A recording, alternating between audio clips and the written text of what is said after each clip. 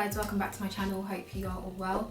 Judging by the title of the video, I'm sure that most of you are interested in what I've got to say about the time that a parent said that they knew where I lived.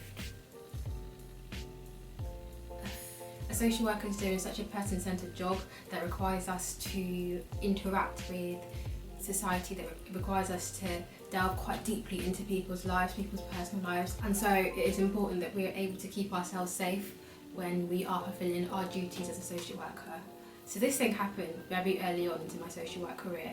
The first one that I'm going to talk about is when a parent said that they knew where I lived. Now, I won't go into too much details about the circumstances surrounding it, but let's just say that this parent was very disgruntled with the service that she was being provided. But of course, she was well within her rights to express however she felt she needed to express. She was the parent who would regularly ring the service and demand that a social worker spoke to her, which for the first, second, third, fourth, fifth time, you were happy to oblige. But when it becomes constant and when it actually detracts away from being able to do the job, being able to support the child, in that case who it was about, we needed to put in some boundaries around the level of contact that we were having each other, especially when it was getting to a point where it just wasn't even productive. So I'd had some interactions with this parent. She wasn't the parent that I was working with directly, but through duty we'd spoken a couple of times on the phone.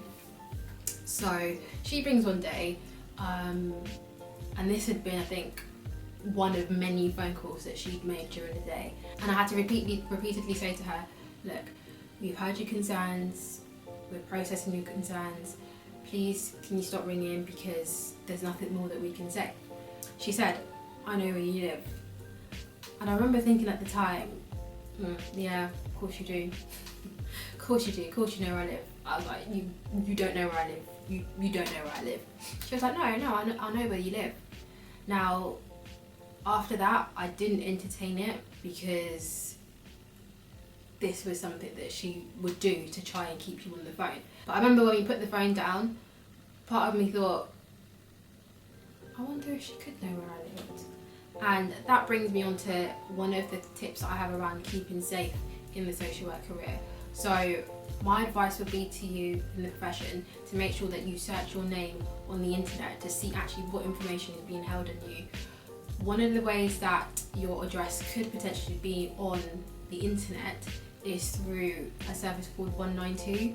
192, I believe, is linked with the electoral roll and is a way that is something that shows your full name, your age range, and also the address that you're registered at. So if you are on the electoral roll, meaning that you have registered to vote, that there is a possibility that your details, your personal details, can be on this 190 website. What I've done to try and get around that is that there is a request form that you can submit to 192 to request that your details are either blocked or removed from their website. So I would suggest that if you haven't already, check whether your details are on 192, and if they are, check whether you can actually get them removed.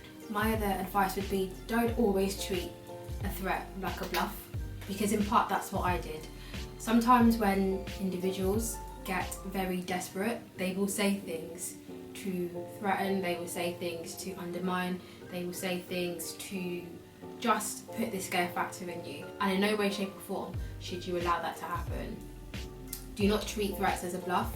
Do not treat things that a parent or any service user says to you, do not dismiss it basically, because you don't know anybody's motivations, you don't know anybody's intentions. So always make sure that you're reporting it, and always make sure that you're paying it some mind, even if you think, oh, they're just saying it for the sake of saying it. Because sadly there have been situations where social workers or where professionals in any field have been harmed, have been hurt, have had their personal details out there in the open forum. And unfortunately, with the way that the internet, social media works, it is quite easy to fall trap to having your details on there, really. So that's definitely something to check out and make sure that you have a real good grip on, really. The other thing is searching your name on social media. Now, if you are relatively young, like me, and social media came out in your prime years, being 13, 14, 15, basically your teenage years, then there is a possibility that at the time you were just making profiles. I know I was making Bebo, I was making Pixo, I was making Facebook, I was making email addresses, I was whatever social media trend, whatever social media platform was popping at the time, you can bet your bottom dollar I was actually on there. So what I have found is that some of those choices that I made as a teenager trying to fit in has come back to bite me several years later when I'm searching my name on social media and I'm seeing profiles that I made, pictures, not those kind of pictures, and then just pouty pictures that are linked to those profiles on the internet. So it's about making sure that you can try and bring them down. Now, there's a possibility that you might not be able to even remember the password that you made for those profiles ages and ages ago, but you can always see if you can contact the platforms directly and see if they can actually disable your profile so that there isn't a picture of you at 13 with ribbons in your hair and a dummy like was the trend when I was in secondary school. Searching your name on social media is also another way to see whether there are any slander pages about you. Now, I don't mean to scare anybody, I don't mean to be dramatic with what I'm saying, but there are sadly, some service users out there who may be disgruntled and who may not appreciate the professionals that they have in their life, and there are rare cases where they will make slander pages. So searching your name on social media is also a way to see if you've had a slander page made about you, and if you have, then you can always report it to Facebook so that it can be again brought down. So another thing that happened to me was a service user said that they had pictures of my car. It was quite possible that he had pictures of my car because, to be honest, I use my personal car for work purposes. That's always possible. But again, at the time I thought, this is a bluff. This is just something that he's saying to just put the fear factor in. So again, keeping safe around where you're driving your car, where you're parking your car, the details that are the details for your car that may be on the system. So things like, don't forget that people can search your registration plate and see if your MOT is in date and that sort of thing. So just making sure that you limit the knowledge that service users have about the car that you drive, which sometimes can't be prevented, especially if you're using your car to transport service users. But I guess it's just about making sure that you're a bit more cautious about where you're putting your car and how much information about that is readily available on the internet and offline as well. So another thing about social media is mutual friends. Now, I'm not advocating for you to go and start searching for service users on Facebook, but especially if you work in the area that you grew up in, I think it's just about being mindful about whether you have any mutual friends with service users, because the last thing that you want is to have been tagged in a photo by your friend doing whatever in that photo, and for it to make its way to a service user, or for you to be linked to a service user's profile because you have mutual friends. If you establish that you do have mutual friends with service users, I wouldn't even suggest that you have to announce it to your friend. Just silently block them, silently remove them as a friend, and if ever they come to you and say, oh, why did you remove me from Facebook, just say something I needed to do.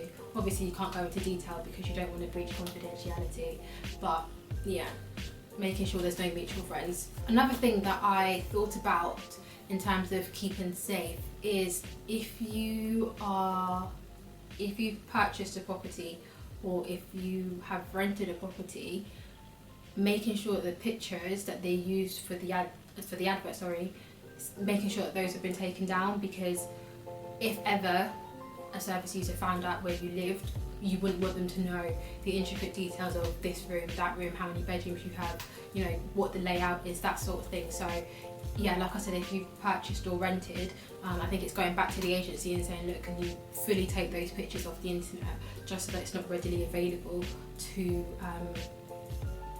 whoever might want to go and start searching on the internet basically.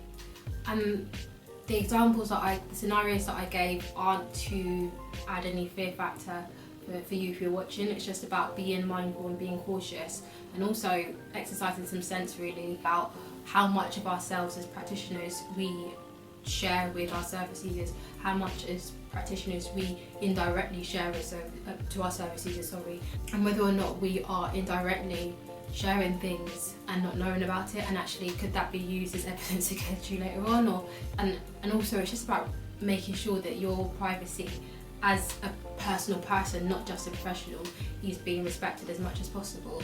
So yeah, very quick video, but just something that I thought would be very useful to share to you, especially, you know, not just restricted to if you're practicing as a social worker, you know, if you're a student, if you're thinking about doing a social work degree, things that you can consider and start putting into place so that when you are, qualified, you've covered all bases as much as you can. So if you enjoyed the video, don't forget to give it a thumbs up and leave a comment down below with any videos that you might want to see from me. So I'll see you in my next one.